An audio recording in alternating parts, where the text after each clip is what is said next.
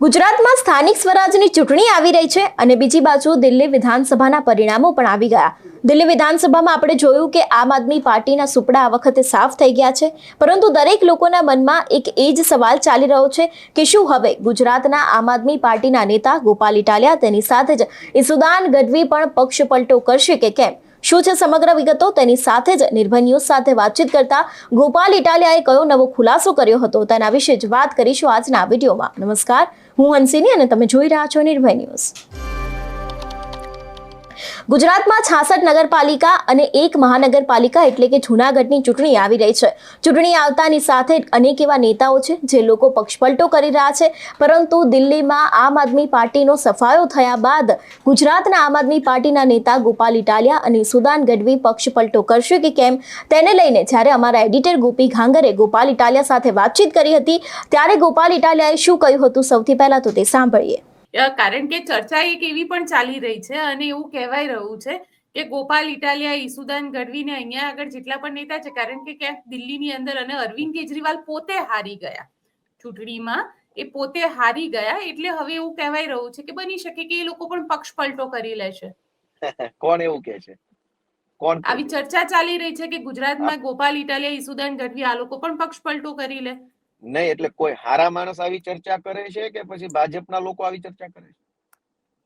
બધે આવી ચર્ચા, એટલે સોશિયલ મીડિયા ઉપર આવું ચાલી રહ્યું છે કે ભાઈ આ લોકો પણ જોઈન કરી શકે. સોશિયલ મીડિયા ઉપર તો કોઈ ટેક્સ નથી, એટલે ભલે ચર્ચા કરતા 2 દિવસ બધા આનંદ લે. એમાંય મોંઘવારીનો માર છે, બેરોજગારીનો માર છે, બીજી ઘણી બધી સમસ્યાઓથી લોકો દુખી છે. ઘડી બે ઘડી એમને કંઈક આનંદ કરવા મળે અને એનો આત્મા મન ખુશ થતો હોય તો ભલે ખુશ થતું. અમે ક્યાંય જવાના નથી. આમ આદમી પાર્ટી છીએ અને આમ આદમી પાર્ટીના માધ્યમથી સંઘર્ષ કરવાના છીએ. અને આજે કદાચ કોઈ માણસનું મનોબળ ડગી શકે, અમારું મનોબળ નથી ડગ્યું. અમે આજ ગુજરાતમાં કરીને બતાવશું. જે સપનું લઈને આવ્યા છે એ કરીને બતાવશું. તે દિવસે પાછા આપણે ઇન્ટરવ્યુ કરશું ને કહેશું ગોપીબેન જુઓ કરી બતાવ્યું. આ એક સમયની વાત છે. જેનો બેન સારો સમય છે ને એ ટકવાનો નથી અને જેનો ખરાબ છે ને એ ટકવાનો નથી. બંને સમય બદલાશે. તો ઈસુદાન, કારણ કે જે રીતે અત્યારે કેમ્પેનિંગ પણ ચાલી રહ્યું છે, લોકલ સ્થાનિક સ્વરાજની ચૂંટણીનું કેમ્પેનિંગ બી ચાલી રહ્યું છે, લાગે છે કે ક્યાંક મોરલ પર અસર પડી છે આમ આદમી પાર્ટીના કાર્યકર્તાના? નહીં, એટલે બેન જો અમે માણસ હોય ને, માણસની લાગણીઓ ઉપર નીચે થયા કરે. જેની અંદર માનવી સંવેદના હોય ને એને આવું બધું ફીલ થાય. હવે જેનામાં જાનવરોનો આત્મા આવી ગયો હોય એને તો બેન દીકરીના સરઘસ નીકળે તોય ફરક ન પડે, અને જસદણમાં બળાત્કાર થાય તો એને કઈ ફરક ન પડે, કેમ કે એ તો જાનવરોનો આત્મા જેની અંદર ઘૂસી જાય. એને શું, જેમ કે આપણી શેરીમાં કૂતરું રખડતું હોય કે ગધેડો રખડતો હોય કે પેલો રખડતા ઢોર આપણી શેરીમાં ફરતા હોય. હવે શેરીમાં કોઈ એક્સિડન્ટ થાય, કોઈ માણસ મરી જાય તો પેલા રખડતા ઢોરને શું ફરક પડે? કેમ કે એને આત્મા જાનવરોનો છે. અથવા કોઈ બેન દીકરી ઉપર બળાત્કાર થાય તો પેલા રખડતા ઢોરને શું ફરક પડે? કેમ કે એ તો જાનવર છે. જેની અંદર બેન આત્મા હોય, માણસ તરીકેની સંવેદના હોય, એને ફરક પડે. તો હું કોઈ બિનતાર્કિક કે અવ્યવહારુ વાત નહીં કરું. સ્વાભાવિક છે, અમારા કાર્યકર્તાઓ છે એ માનવી સંવેદનાઓ વાળા છે. અમારા કાર્યકર્તાઓ લાગણીથી પાર્ટી સાથે જોડાયેલા વ્યક્તિઓ છે. અહીંયા કોઈને પૈસા નથી મળી જવાના, કે અહીંયા કોઈને ટેન્ડરો નથી મળી જવાના, કે સરકારી કોન્ટ્રાક્ટ નથી મળવાના. પણ અહીંયા એક લાગણી છે, એક સપનું છે દેશ માટેનું, સમાજ માટેનું.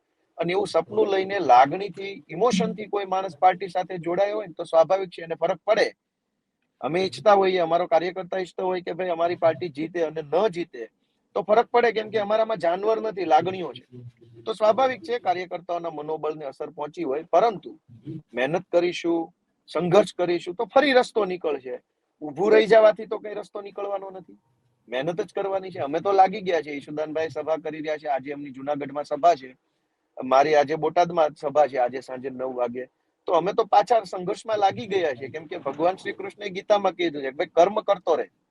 કર્મ કરવાનો તારો અધિકાર છે, ફળ ઉપર અધિકાર નથી. એટલે ફળ મળ્યું, ફળ ન મળ્યું એ ભગવાન ઉપર છોડીએ. અમે અમારું કામ કરીએ છીએ, કરતા રહીશું, અને ઈશ્વર એક વખત આપશે કંઈક પરિણામ સારું.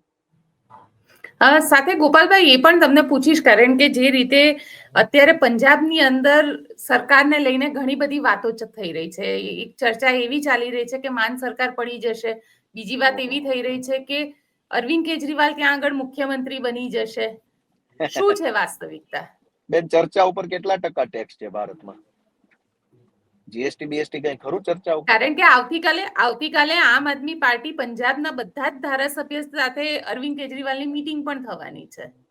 તો કઈ આ દેશના ઇતિહાસમાં પહેલી વખત આવી મીટિંગ થઈ રહી? ભાઈ, જે પાર્ટીના રાષ્ટ્રીય અધ્યક્ષ હોય એ રાષ્ટ્રીય અધ્યક્ષ પોતાની પાર્ટીના પદાધિકારીઓ સાથે મીટિંગ શું દેશના ઇતિહાસમાં પહેલી વાર કરી રહ્યા છે કેજરીવાલ? થતી જ હોય, એ તો દરેક પાર્ટીમાં રૂટીન બાબત છે. ઘણીવાર મોદી પોતાના બધા સાંસદ સાથે મીટિંગ કરતા હોય, ક્યારેક ગુજરાતમાં પેલા ભાજપના બધા દિલ્હીના મોટા મોટા નેતાઓ આવે તો નથી બધા એમએલએ ને બોલાવતા. એ તો રૂટીન છે, એમાં ચર્ચાનો ચોરો બનાવવાની કઈ જરૂર નથી. નેચરલ પ્રક્રિયા છે. સમયે જેવી જરૂર, જેવો સમય, જેવો. ગોપાલભાઈ, સાથે એક વાત એ પણ તમને પૂછીશ, કારણ કે જે રીતે કોંગ્રેસ ખુશ થઈ રહી છે, કોંગ્રેસના ઘણા બધા નેતાઓએ ઘણી બધી ટ્વીટ પણ કરી છે, તમારું શું કહેવું છે?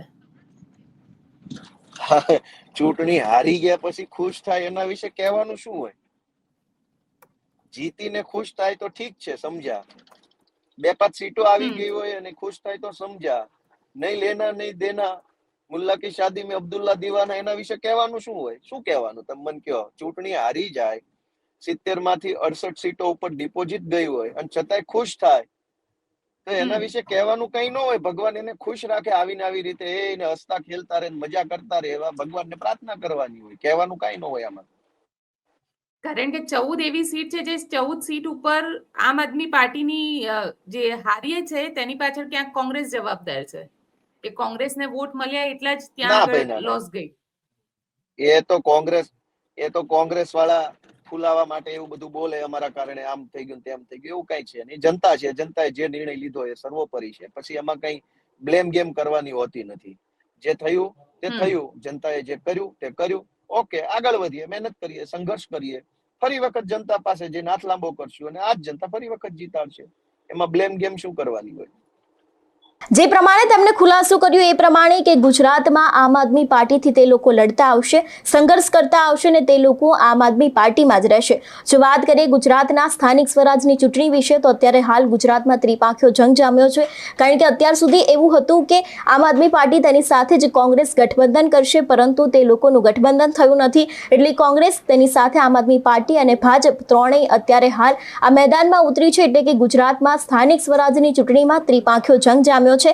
જોકે 16 ફેબ્રુઆરીએ મતદાન છે, તેની સાથે જ 18 તારીખે આના પરિણામો સામે આવવાના છે. એટલે હવે જોવાનું રહેશે કે ભારતીય જનતા પાર્ટી ઘણી બધી બેઠકો ઉપર તો બિનહરીફ જાહેર થઈ ગઈ છે. એટલે કે ઘણી બધી બેઠકો ઉપર તે અત્યારથી જ જીતી ગઈ છે, પરંતુ જે બેઠક બાકી છે, જે બેઠક પરનું હજી ચૂંટણી યોજાવાની છે અને તેનું પરિણામ આવવાનું છે, તે બેઠક ઉપર હવે કોણ બાજી મારી જાય છે તે પણ હવે આગામી સમયમાં જોવાનું રહેશે. તમારું શું માનવું છે આ વિષયને લઈને અમને કમેન્ટ કરીને ચોક્કસથી જણાવજો.